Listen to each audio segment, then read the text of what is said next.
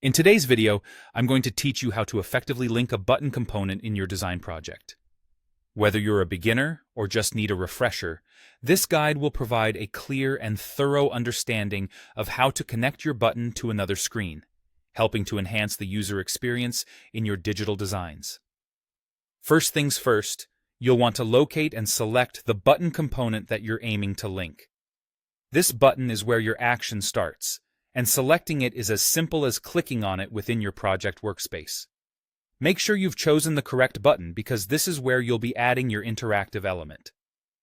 Now that you've got your button selected, let's move over to the Properties panel. You'll find this on the left side of your screen. Within this panel, your focus should be on locating the Actions section. You might need to scroll down a bit if the section isn't immediately visible. Once you find it, this section is where you'll be able to add new functionalities to your button. To add an action, search for the +Add Action button and give it a click. This will open up a list of available actions you can apply. From this list, look for and select Link.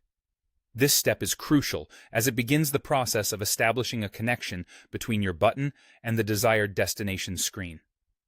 Next up, you need to decide where exactly you want your button to lead. If you want your button to link to an existing screen, simply select it from the drop-down menu that appears. It's a straightforward choice if the screen has already been set up in your project. However, if you need to create a new screen, there's an option for that as well. If you go this route, click on New Screen. You'll notice a modal window popping up, inviting you to name this new screen. Take a moment to think about a name that fits well with its intended function.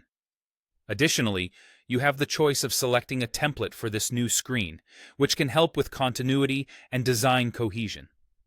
After you've sorted out the destination, it's time to make it visually appealing by setting the transition effect. This step allows you to define how the new screen will appear during the transition from the button press.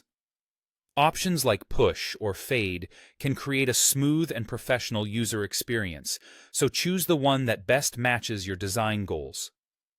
Lastly, once you're happy with all these settings, click on the Done button to save your action. This step finalizes everything and ensures that your button is now fully interactive, linking to the screen you've just designated. And there you have it, a straightforward way to add interactive links to your button components, enhancing the navigation and user engagement in your design projects. Thanks for tuning in, and be sure to check out more videos for additional tips and tricks.